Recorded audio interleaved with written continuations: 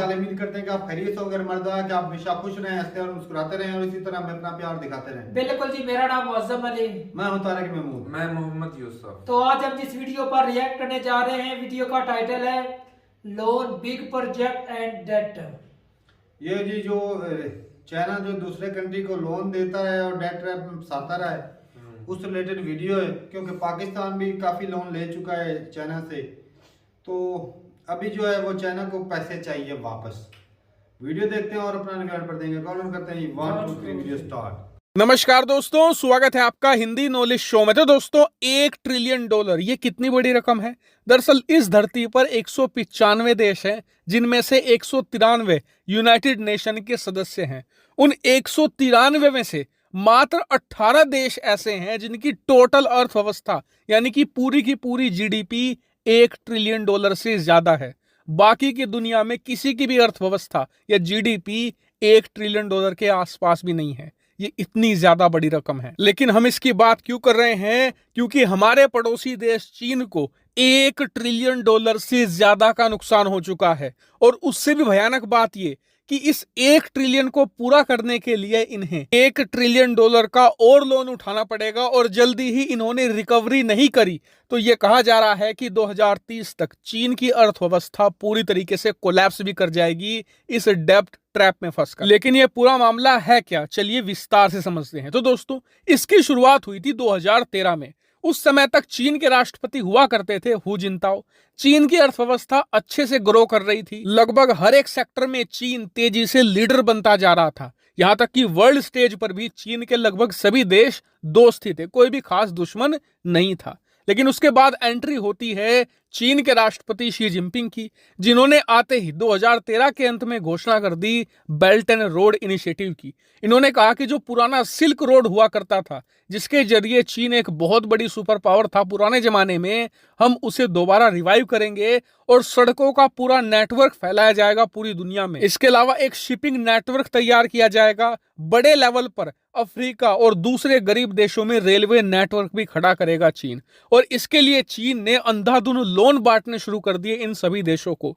और चीन की रणनीति क्या थी कि चीन का अगर कोई लोन देगा ठीक है, अगर कोई लोन नहीं चुका पाया तो हम उसके देश की जमीन कब्जा लेंगे। रणनीति शुरू में सही भी चली। चीन ने कई देशों में जमीनें कब्जाई, खनिज पदार्थों से ठसाठस भरी हुई खदानें कब्जा ली, कई देशों के बंदरगाह कब्जा लिए।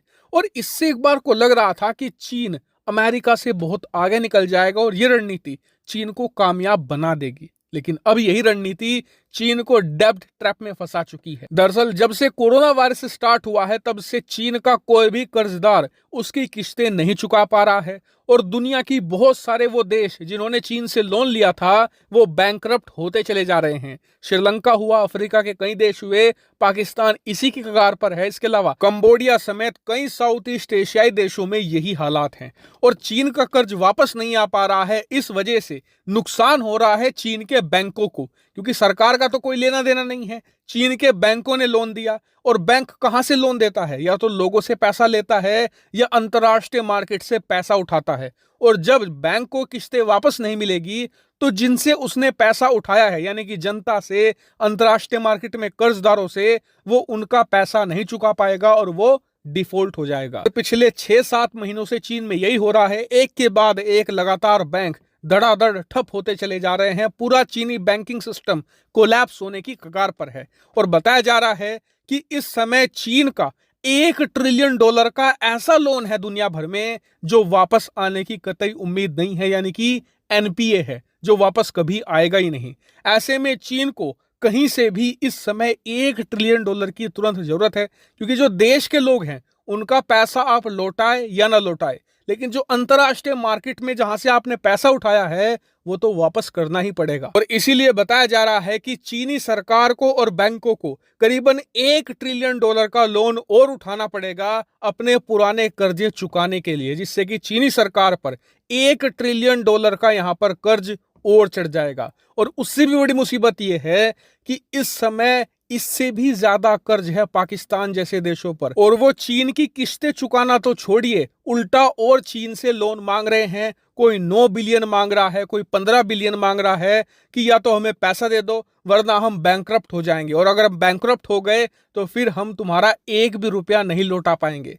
ऐसे में चीन को अपना पुराना कर्जा वसूलने के लिए पाकिस्तान जैसे देशों की अर्थव्यवस्था को थोड़े लंबे समय तक चलाना होगा, इन्हें और कर्जा देना होगा, वरना पहला भी डूबेगा। और इसीलिए आपने देखा भी होगा कि चीन हर 2 से लेकर 3 महीनों में पाकिस्तान को कभी 1 बिलियन, कभी 2 बिलियन, कभी 4 बिलियन देता ही रहता है, क्योंकि ये चीन की अब मजबूरी बन चुकी है। और इसीलिए चीन की अर्थव्यवस्था अब एक मैसिव डेब्ट ट्रैप में फंस चुकी है। हालांकि कई लोगों के मन में सवाल आया होगा कि यार चीन जब ये कर्जे बांट रहा था तो इस रिस्क को क्या उसने कैलकुलेट नहीं किया होगा? तो बिल्कुल किया था, लेकिन चीन को उम्मीद ये थी कि जो उसका बेल्ट एंड रोड इनिशिएटिव है ना, ये अगर 50% भी चल गया तो उसकी बल्ले बल्ले है, अर्थव्यवस्था तो तेजी से बढ़ेगी ही, कर्जा चुटकियों में ये चुका देंगे। लेकिन अब दिक्कत यह है कि बेल्ट एंड रोड इतनी बुरी तरीके से फेल हुआ है जिसकी कोई हद नहीं है। इसके अलावा कोरोना वायरस की वजह से दुनिया भर में जो बेल्ट एंड रोड के प्रोजेक्ट थे वो 3-3 साल डिले हो चुके हैं। ऐसे में जो उनकी कॉस्ट थी वो 40 से लेकर 70% तक बढ़ चुकी है। उदाहरण के लिए पाकिस्तान के अंदर जब चीन ने सीपैक की शुरुआत करी थी तो 2013 में इसकी लागत आंकी गई थी कि 45 बिलियन का खर्चा आएगा, लेकिन जब 2021 में इसे दोबारा रिवाइज किया गया तो कहा कि अब 45 नहीं, 65 बिलियन डॉलर खर्चा आएगा सीपैक पर। और अब दोबारा फिर से इसे रिवैल्यूएट किया जा रहा है और कहा जा रहा है कि बड़ी आसानी से अब सीपैक पर 70 से लेकर 80 बिलियन का खर्चा आएगा। और ये अगर ऐसे ही चलता रहा तो 2025 तक सीपैक पर करीबन 100 बिलियन का भी खर्चा आ सकता है। अब आप मुझे खुद बताइए कि जिस देश की टोटल जीडीपी 200 बिलियन डॉलर हो, वहां पर सिर्फ एक प्रोजेक्ट में आप 100 बिलियन खर्च करोगे तो वो पैसा निकलेगा कहां से? किसी भी सूरत में नहीं निकल सकता। और इसीलिए दुनिया भर में इनके प्रोजेक्ट फेल हो रहे हैं, जो इन्होंने पैसा लगाया है वो तेजी से डूब रहा है। हालांकि पूरे मामले पर आपका क्या व्यू पॉइंट है, कमेंट करके बताइएगा। Thank you very much for watching video. नमस्कार दोस्त, चले जी, वीडियो खत्म हो गई और चिंग के तो भाई साहब हार्ट लगने वाली है, और लगनी भी चाहिए, और लग भी रही है भाई साहब। और लगनी भी चाहिए। एक 2 महीने से अंदरूनी बहुत हालात खराब है। ये असल में चाइना की अंदरूनी खबरें बाहर नहीं निकलती, ये तो थोड़ी बहुत निकलती हैं तो जिससे थोड़ा बहुत पता चलता है। सही। वरना भाई साहब ये खबर बाहर निकलने भाई देते इसको ही घर के अंदर बंद कर दिया था। हाँ, ऐसे हालात हो गए थे चाइना के अंदर। लेकिन अब तो उसको दोबारा लेकर इसका आए। ख्वाब था ना दुनिया पर राज करने का, कांटे फेंकता था असल मछलियों को, ऐसा मछलियों कैलकुलेशन गलत हो कांटे गई। भी निकल लिए।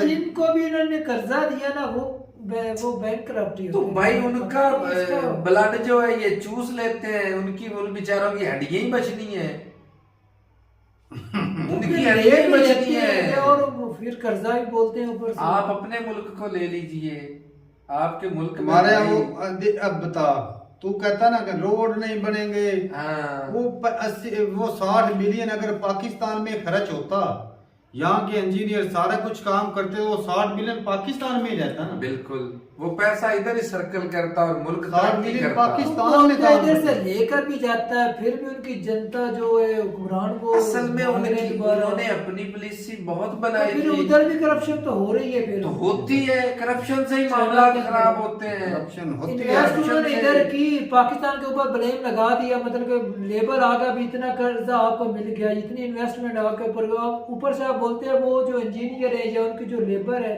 वो तो वापस लेकर जाती है चाइना के अंदर। और मसला तो भाई ये तो फिर वापस भी तो जा रहा था, फिर वहाँ के लोग क्यों रो रहे हैं?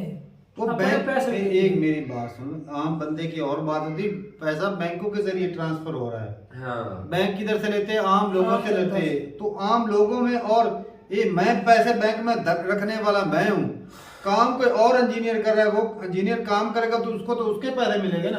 तो वो मेरे पैसे इंजीनियर तो भी मुझे तो वहाँ पे बैंक बैंकों के देंगे। अंदर ही पैसे रख रहे हैं ना। तो जो बैठ वहाँ जा पे भाई, काम तेरा कर रहे हैं। दिमाग काम ही नहीं करता सही। नहीं, वो मैंने तो अपने इंजीनियर पैसे लेने हैं ना, इंजीनियर के अपने पैसे होंगे, वो बैंक है वाला तो वो भी आम जनता के अंदर है ना इंजीनियर भी, ये भी तो देखो ना। भी सोच ले इसकी भाई, तेरा दिमाग ये नहीं कहना सही। क्या चाहता है? नहीं, वो इंजीनियर जो है वो आम जनता के, उसके पैसे नहीं है बैंक के अंदर। वो खर्च करेगा, उसको जो तनख्वाह मिलती है वो लेकर चले जाते हैं, वो तेरी तरह बैंक में पड़े रहते हैं उनके पैसे इंजीनियर कमाल है फिर है। कमाल है। बाकी लोग खर्च नहीं करते, वो वो engineer भाई कर साहब देते जो हैं। कर्जा दिया है ना, पाकिस्तान को कर्जा दिया है ना, ठीक है, वो कर्जा इधर खर्च होना है, ठीक है, वो वापस भी करना होता है। जो किस्तें वापस करनी है वो जानी है बैंक में, वो बैंक में जा नहीं रही, वो बैंक में पाकिस्तान जा- वापस कर नहीं रहा, जिससे उनकी पब्लिक के और बैंकों के लाले पड़े हैं। वो पाकिस्तान पैसे दे तो वो बैंकों में जाए। हाँ, पाकिस्तान प्रॉब्लम है, तो थोड़े यहाँ देने है। और कंट्री उनसे ले ले, पाकिस्तान हाँ, अगर वो नहीं दे- श्रीलंका से श्रीलंका से ले ले भाई। तो उनके श्रीलंका कुछ से ना ले कुछ ले। वायदे हुए हैं जिसकी बिना पर वो पाकिस्तान की जमीन से इनके हड़प साथ सकते हैं। भाई ऐसा होना वो चाहिए। जमीन सेल आउट कर दे। ओ भाई साहब इनके इनके साथ साथ ये ऐसा होगा होना तो चाहिए। पाकिस्तान भी नहीं रहेगा। ना रहे पाकिस्तान। हाँ, चाइना जिंदा है तो और इनके पाकिस्तान वायदे भी- तो ऐसे क्या ऐसे जिंदा है हैं, भाई, ये वो ना वो हमको नहीं छोड़ दर्द का सकते, हम उनको इंजेक्शन नहीं जो छोड़ होता है ना सकते। 24 घंटे के लिए दर्द रोके रखता है, ये पाकिस्तान को वो इंजेक्शन अब देख, लगाते हैं। चाइना दूसरे ये 24 घंटे तुम्हारा पेन जो है ना ये रुका रहेगा, अब भाई साहब फिर दोबारा से तू शुरू। ये सोचो खुशी मुझे किस बात की हो रही है। चाइना दूसरे कंट्री को डेट रैप में फंसाता है, पाकिस्तान इसको फंसा रहा है। ये तो कमाल हो गया भाई। कहता है कर्जा दे नहीं तो अगला ही डूब जाएगा। वो 2-3 मिलियन और दे देता है। इसे कहते हैं डेट रैप में फंसाना। अब यहाँ पे भाई नल्ले में नल्ला हो गया ये तो। ये फंसा कौन है? चाइना फंसा हुआ है या हम फंसे हुए हैं? इतना भी खुश मत हो, तेरे ऊपर ही लिख रहे हैं। वो लिख के जाए हमने रहे भाई, हमें कौन क्या सी फर्क लेकर पड़ता दिया? है। हम तो ऐसे ही मर मुड़ जाना है। और लिख तो आने लेंगे। वाले जो आपके बुलाते हैं, उन्होंने भी ऐसे ही मर मुड़ जाना है भाई। वही ये कर्जा तो सड़ता जाएगा। वापस तो हम करते नहीं, फायदा जितना भर्ती पर कहते हैं ना, वो कुछ होते हैं जो ना ज्यादातर अब जो रोड उनका सीपैक बना था वो फ्लड ने जाया कर दिया है। अब वो बंदा गए उठा के अपना ले जाओ, ले जाओ। जिस तरह बनाया है बकवास का। तो ठीक है भाई साहब, स्टेप तो उन्होंने अच्छा लिया, अगर उनको वो ये वैसे खराब हो गया था उसमें अगर आसानी इसको पाकिस्तान के लिए स्टेप तो भी अच्छा थी, लेता है ना, चाइना के लिए लेकिन भी। हमारे लोगों को भाई रोजगार मिलना चाहिए था। हमारे मुल्क के इंजीनियर यार का, वो तो क्योंकि हमारे हुकूमतों का मुल्क काम की होता है, जमीन वो कॉन्ट्रैक्टेड के होते हैं, हुकूमतों के होते हैं, उसमें लिखा जाता है भी लिखा जाता तो लेबर कहाँ से आना, मटेरियल पाकिस्तान कहाँ की से आना, राय पैसे नहीं कैसे हुई। हर आना। रोज भाई साहब इसीलिए ये होता होता हूँ, है। हमारे इंजीनियर वेले बैठे रहते हैं, उनको हाँ। कोई प्रैक्टिकली काम करने को मिलता ही नहीं है। सही। तो वो करेंगे क्या? वही वो बात कैसे है, वो काबिल भाई, कैसे ये बनेंगे? हमारे हुक्मरानों की तो नायाली जरूरी नालायकी है ना, उन्होंने करना है, हमने लोगों आम जनता ने थोड़ी करना भाई है। उन्हें पता है लालची गांव में वो थोड़ा सा घूस तो देते इसी हैं, वजह ये से लोग अपना- इधर बैठे अपना हुए हैं, पेट उनका क्या काम है इधर। भरने के हालांकि लिए सीपैक से सारे ज्यादा कर फायदा दिया। है इंडिया चाइना को, वो इसलिए अगर इंडिया कल से समुद्री रास्ता बंद कर देता, चाइना की तो इकोनॉमी गिर जानी नीचे। इसीलिए इधर भाई जाना- उन्होंने ये बनाया ये है तो उनका रास्ता है भाई साहब, ये उनका दूसरा मिशन रास्ता तो है। था भाई यूरोप तक जाने का। हाँ। बिल्कुल। तो ये भाई साहब फंसा हुआ चाइना था, पाकिस्तान को चाहिए था कि कहता भाई रोड बनाओ, हम जगह देते हैं, रोड बनाओ अपने पैसों से। पाकिस्तान हाँ। कर्जा भी ले रहा है, ऊपर से इंटरेस्ट भी दे रहा है, सी पैक बन भी नहीं और रहा। फायदा भी नहीं, पाकिस्तान को भी फायदा और नहीं हो रहा। पाकिस्तान की धरती भी इस्तेमाल हो रही है। हाँ, लोग ऊपर से बलूचिस्तान वाले वो भी चाइना वाला को दर दर के पीटते हैं।